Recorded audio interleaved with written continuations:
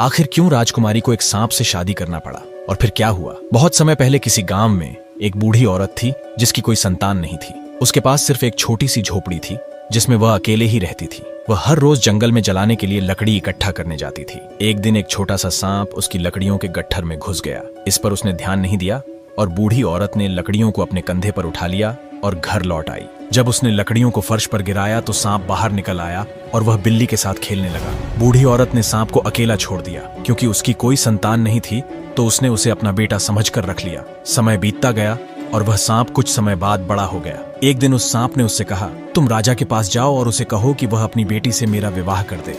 उस बूढ़ी औरत ने कहा, ठीक है मेरे बेटे, लेकिन तुम कैसे उम्मीद कर सकते हो कि राजा तुम्हें अपनी इकलौती बेटी देगा? तुम तो एक सांप हो। सांप ने कहा, इससे कोई फर्क नहीं पड़ता माँ, वैसे भी जाओ और हम देखेंगे कि राजा क्या कहता है। बूढ़ी औरत ने सांप के कहे अनुसार ही किया और राजा से मिलने चली गई। जब बूढ़ी औरत महल के द्वार के पास पहुंची, पहरेदार ने उससे पूछा कि उसे क्या चाहिए और राजा से उसका क्या काम है। उन्होंने उसे अंदर नहीं जाने दिया। फिर भी बूढ़ी औरत ने राजा से अकेले मिलने पर जोर दिया। आखिरकार पहरेदार ने उसे जाने की अनुमति दे दी। वह राजा के पास गई और उससे कहा, मैं इस बात से बहुत शर्मिंदा हूँ, लेकिन मैंने आपसे पूछने का वादा किया था, इसलिए मैं पूछूंगी। मेरा बेटा एक सांप है और वह आपकी बेटी से शादी करना चाहता है। जब राजा ने यह सुना तो वह क्रोधित हो गया और उसने बूढ़ी औरत को सीढ़ियों से नीचे धकेल दिया, जिससे उसके पैर में चोट लग गई। वह लड़खड़ाती हुई घर लौटी और सांप को कोसने लगी, क्योंकि अब वह अपंग हो गई थी। सांप ने उससे कहा, अपने पैर की चिंता मत करो, मैं इसे ठीक कर दूंगा, लेकिन तुम्हें अभी हार नहीं माननी चाहिए। फिर सांप ने एक अंगूठी निकाली, उस पर फूंक मारी और कहा, बूढ़ी औरत का पैर ठीक हो जाए। तुरंत उसका पैर ठीक हो गया।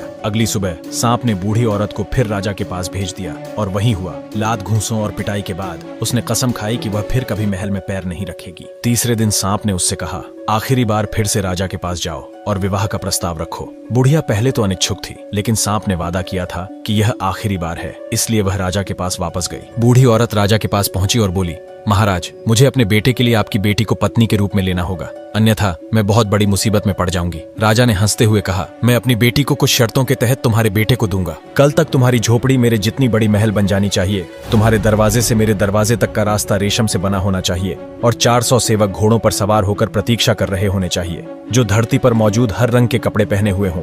अगर तुम कल सुबह तक यह सब कर सकती हो तो मैं अपनी बेटी की शादी तुम्हारे बेटे से कर दूंगा। बुढ़िया ने यह सब सुनकर चली गई। इस बार उसे लात घूंसे नहीं मारे जाने की खुशी थी। उसने सांप को बताया कि राजा ने क्या कहा था और सांप ने कहा, बस इतना ही, सब कुछ समय पर तैयार हो जाएगा। जब आधी रात हुई तो सांप ने एक अंगूठी निकाली और उस पर फूंक मारी और कहा, बुढ़िया की झोपड़ी राजा के महल से भी बड़े महल में बदल जाए, हमारे दरवाजे और राजा के दरवाजे के बीच का रास्ता रेशम से बन जाए और हर रंग के कपड़े पहने हुए घोड़े पर सवार 400 सेवक हमारी आज्ञा का इंतजार करें। इतना कहते ही झोपड़ी एक भव्य महल में बदल गई।